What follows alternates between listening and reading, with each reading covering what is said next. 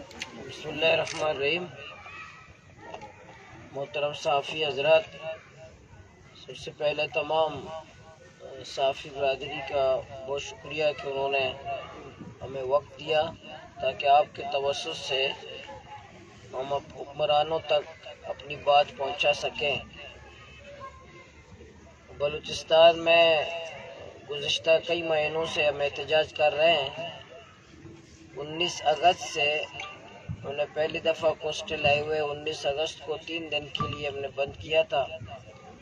اس وقت سے لے کر آج تک ہم احتجاج پر ہیں اس ظلم کے خلاف کہ بلوچستان میں وسائل تو بے شمار ہیں، یعنی امیر ترین صوبہ کے لوگ اور پورے ایشیا بلکہ پورے سرزمین پہ سب سے زیادہ غربت اور جہالت بلوچستان میں ہے۔ ریکوڈک یہاں موجود ہے، گیس یہاں موجود ہے، سونا، تانبا، کوئلہ کے ذخائر یہاں موجود ہیں، اور پھل فروٹ کے باغات یہاں موجود ہیں، طویل ساحل سمندر یہاں موجود ہے۔ کہتے ہیں کہ سی پیک کا، ماتے کا، جومر، گوادر یہاں موجود ہے۔ ان سب کے باوجود سب سے زیادہ پسماندہ بلوچستان ہے۔ بلوچستان میں آئین ہم تو جو پوری جدوجہد ہے ہماری پرامن ہے، جمہوری ہے، آئینی ہے، اسی دائرہ کار کے اندر رہتے ہوئے ہم ایک تحریک چلا رہے ہیں۔ ریاست کے آئین میں ریاست کی کچھ ذمہ داریاں ہیں جو انسانی بنیادی حقوق ہیں، اور ریاست کے ذمہ داریاں 1973 کے آئین میں وہ موجود ہیں کہ ریاست کی کیا ذمہ داریاں ہیں۔ صاف پانی ریاست کی ذمہ داری ہے، تعلیم ریاست کی ذمہ داری ہے، علاج ریاست کی ذمہ داری ہے، روزگار اور ریاست کی ذمہ داری ہے، لوگوں کی جان اور مال اور عزتوں کی حفاظت کرنا یہ ریاست کی ذمہ داری ہے۔ تو ہم انہی چیزوں کی ہم مطالبہ لے کر کے اٹھے ہیں۔ بلوچستان میں بہت سارے مسائل ہیں کہ تمام مسائل میں ایک بڑا مسئلہ روزگار کا ہے۔ تو ہمارا جو طویل ساحل ہے، جیونی سے لے کر یا گڈانی تک، ساحل سمندر میں لاکھوں لوگ ماہی گیر سے وابستہ ہیں، ماہی گیری سے وابستہ ہیں۔ اسی طرح گوادر سے لے کر تفتان تک 5 ضلع اور بارڈر کے تجارت سے وابستہ ہیں۔ لاکھوں لوگ وہ بارڈر کا کاروبار کرتے ہیں، بارڈر سے منسلک ہیں۔ اور اسی طرح ضلع لسبیلا، اس میں 150 سے 200 فیکٹریاں موجود ہیں۔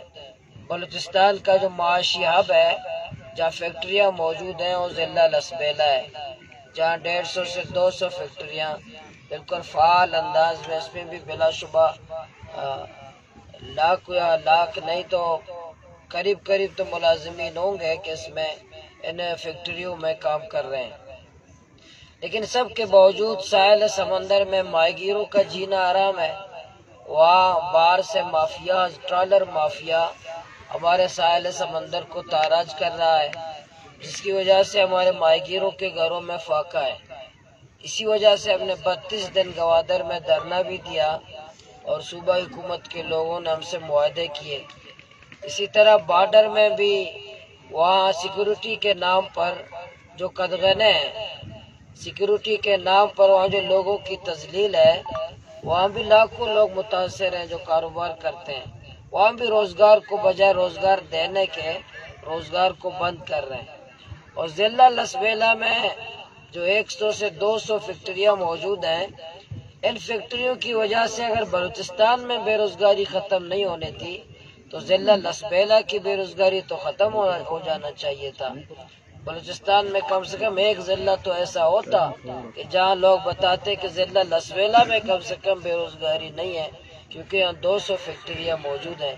لیکن بدقسمتی سے کیونکہ لسبیلا بھی بلوچستان کا ایک بدقسمت صوبے کا حصہ ہے، یہاں 200 فیکٹریاں کے باوجود بھی ضلع لسبیلا کی، جس طرح گوادر پورٹ اپنے ناک کے نیچے لوگوں کو روزگار، تعلیم اور علاج نہیں دے سکتا، اور اسی طرح ضلع لسبیلا بھی 200 فیکٹریوں کے باوجود بھی ضلع لسبیلا کے لوگوں کو ملازمت دینے کے لیے تیار نہیں ہے، بلکہ اطلاعات یہی ہے کہ متعصبانہ رویہ ہے، تعصب کی نگاہ سے یہاں کے لوگوں کو دیکھتے ہیں، بلکہ بلوچ کے نام سے شاید چھڑتے بھی ہیں کہ کوئی بلوچ میری فیکٹری میں داخل ہو رہا ہے۔ بدقسمتی سے کہ لاواز صوبے کے اندر فیکٹریاں موجود ہوں اور بلوچستان کے باسیوں کو تنگ نظری کی شکل میں یا کمتر سمجھا جاتا ہو، تو یہ یہاں کے نمائندوں کی صوبہ حکومت کے لیے بھی یا کہ نمائندوں کے لیے خود شرم کی بات ہے کہ وہ فیکٹریاں چل رہی ہیں اور مقامی لوگوں کے ساتھ تعصب بڑھتا جا رہا ہو۔ مسائل تو بہت زیادہ ہیں۔ اسی طرح جو لاپتہ افراد کا مسئلہ ہے بلوچستان میں، ہزاروں لوگ آج بھی ہمارے نوجوان لاپتہ ہیں، ان کی مائیں اور بہنیں ہمارے بلوچستان کے سڑکوں پر اسلام آباد اور کراچی کے پریس کلب کے سامنے ہماری مائیں بہنیں احتجاج کرتی نظر آتی ہیں اپنے پیاروں کی بازیابی کے لیے۔ یہ اندھے بہرے حکمرانوں کے کانوں تک جو تک نہیں ریکھتی۔ آج بھی کراچی پریس کلب کے سامنے آج بھی کیمپ موجود ہے، اپنے پیاروں کی بازیابی کے لیے وہ احتجاج کر رہے ہیں۔ اسی طرح چیک پوسٹیں ہیں۔ سی پیک میں گوادر پورٹ جب بن رہا تھا اس وقت بھی ہمیں امید تھی، ہمیں بتایا گیا تھا کہ گوادر مستقبل کا سنگاپور ہے، مستقبل کا دبئی ہے۔ ہم بھی انتظار میں تھے کہ ہم دبئی بننے جا رہے ہیں، سنگاپور بننے جا رہے ہیں، اور ہم اپنے لوگوں کو بتا بھی رہے تھے کہ جلدی گوادر آؤ، دیکھو کل نہ ہو ایسا نہ ہو کہ آپ کو ویزے کے ساتھ آنا پڑے۔ تو آج ہم لوگوں کو بتا رہے ہیں، اپنے مہمانوں کو، کہ اگر گوادر آنا ہے تو ایک ڈبہ پانی اپنے ساتھ لے آؤ، کیونکہ پانی ہمارے پاس نہیں ہے۔ اگر آنا ہے تو سولر بھی اپنے ساتھ لاؤ، کیونکہ بجلی بھی نہیں ہے۔ اور آنا ہے پیناڈول بھی اپنے جیب میں رکھیں، اور ڈاکٹر بھی نہیں ہے۔ تو اس لیے ہم پہلے کہتے تھے جلدی آؤ کیونکہ سنگاپور بن رہا ہے، ابھی ہم بتا رہے ہیں کہ یہ لے آؤ کیونکہ ہمارے پاس سہولیات موجود نہیں ہے۔ سی پیک بن رہا تھا، اس میں بھی بلند باغ دعوے تھے کہ بلوچستان کی تو تقدیر بالکل تبدیل ہوگا۔ بلوچستان کے حکمران بھی زمین اور آسمان ملا رہے تھے کہ سی پیک کے بعد بلوچستان میں شہد کی نہریں ہوں گی، دودھ کی نہریں ہوں گی، یہاں پتہ نہیں کیا کیا نہیں ہوگا۔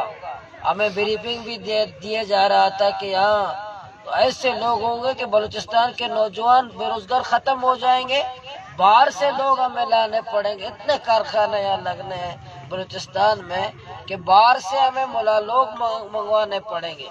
لیکن ہم انتظار میں تھے کب یہاں موٹر وے بنے گا، کب یہاں فیکٹریاں بنے گی، کب یہاں اسپتال بنیں گے، کب یہاں تعلیمی ادارے بنیں گے۔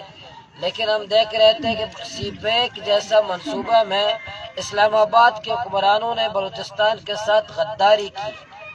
سی پیک میں اسلام آباد کے حکمرانوں نے بالکل بلوچستان کے عوام کے ساتھ دغا کیا، فراڈ کیا۔